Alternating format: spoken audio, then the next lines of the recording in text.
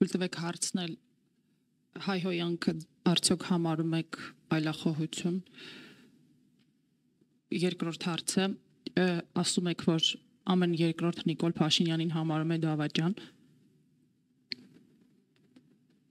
Ամեն երրորդը, հա։ Զաստկացրեցի փաստորեն վիճակագրությունը։ Թույլ տվեք հարցնել որևէ սոցհարցման կամ այլ հասարակական կարծիքի ստուգման տվյալներ ունեք, թե մասնավորապես ամեն երրորդը, չորրորդը կամ 10-րդը ինչ է համարում պարոն Սերժ Սարգսյանին։ Եվ երրորդ հարցը ձեր թույլտվությամբ պարոն Սարգսյանը ոդքասթի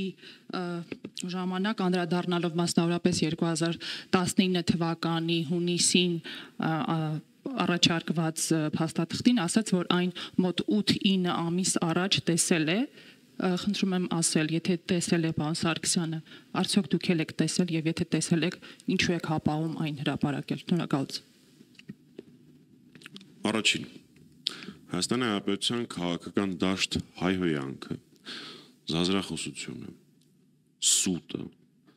պլինտուսի մակարդակից ցածր քննարկումները բերել է քաղաքական դաշտ Նիկոլ Վովայի Փաշինյան։ Ես հայհոյանքին քաղաքական դաշտում վերաբերվում եմ բացասական,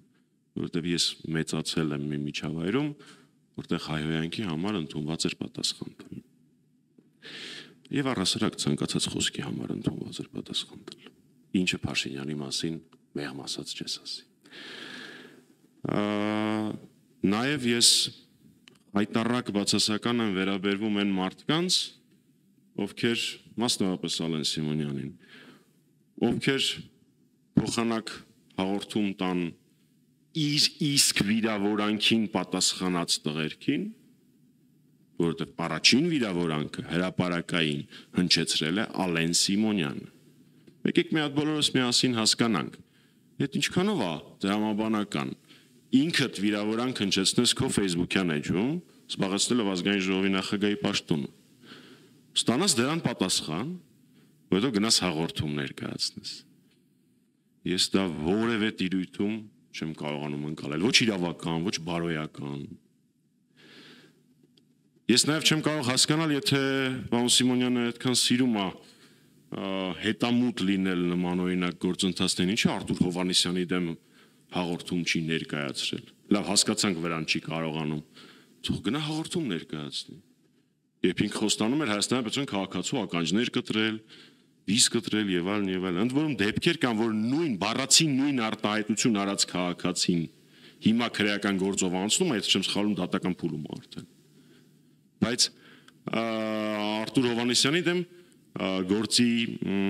հարուցումը մերժվել է։ Այդ դա է իմ վերաբերմունքը։ Նաև այսպես ամփոփելով, հա,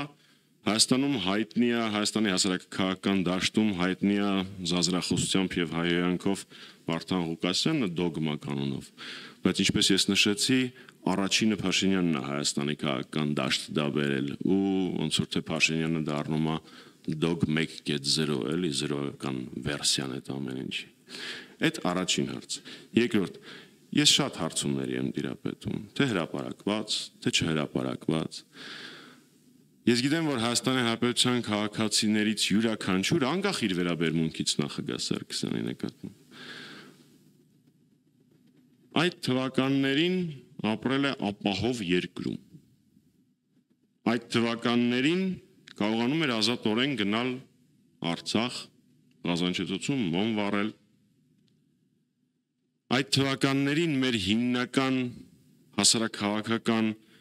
ամենալայնամասշտաբ ցույցերը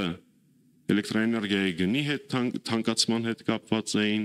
Մաշտոցի պուրակի հետ էին կապված։ Երանի ենք, չէ՞, ոնց որ տալի են ժամանակներին, երբ որ մեր երկրի հասարակական խնդիրները դրանք էին։ Այնպես որ դա է իմ ընկալմամբ Հայաստանի Հանրապետության քաղաքացու վերաբերմունքը նախագահ Սարգսյանին։ Եվ վերջին կետը թվերով լինի, հա, երևի։ Նախագահ Սարգսյանը ուղիղ մեկ շաբաթ առաջ այսօրը 7 ժամանոց ոդքասթի է մասնակցել։ Այդ ոդքասթը այսօր առավոտյան ուներ 250,000 view։ 7 ժամանոց ոդքասթ։ Եվ մի շաբաթ Հայաստանի ամբողջ հասարակական դաշտը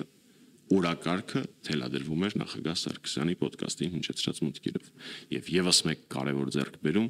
վերջապես կարողացանք կորզել Փաշինյանին, ստիպել, որպեսզի ինքը խոստանա, որ մինչև տարվա վերջ ինքը կհրապարակի բանակցային փաստաթղթերը։ Դա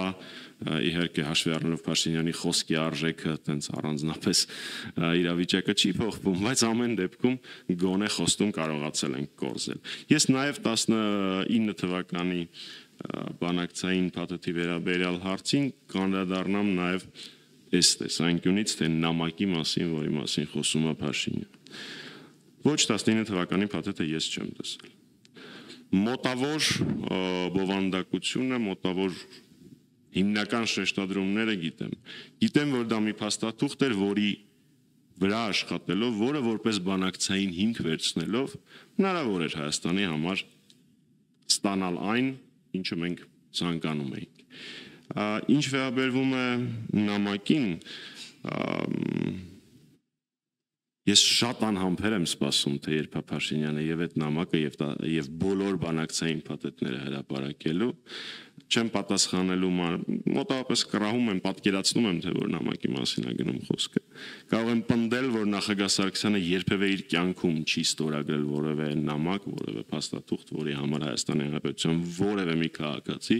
առավել եւս իր թիմակիցներից որևէ մեկը ստիպված լինի ամաչել։ Երբ որ նամակը հրապարակվի եւ բանակցային փաթեթը հրապարակվի, այն ժամանակ դուք իմ ասածներում կհամոզվեք։ Բայց ավարտելով 19 թվականի փաթեթը մի քանի կետով է այական։ Առաջինը, որովհետեւ Փաշինյանը խաբում էր հայ ժողովրդին։ Ասում էր փաթեթ չկա, բանակցային թուղթ չկա։ Մի տարի հետո պարզվեց, ընդ որում էլի ոչ Հայաստանից, համանախագահ երկրներից մեկն է դա հանրայնացրեց, որ արկա է բանակցային փաստաթուղթ համարյա մի տարի է։ Եվ կա եւս մեկ կարևոր կետ։ Ինչի է ինքը մերժել այդ փաթեթը։ Մենք չենք մտնում դաշտը, թե Ադրբեջանը ընդունելու էր, չէր ընդունելու, ընդունել էր, չէր ընդունել։ Շատ էական է, որ դա երևի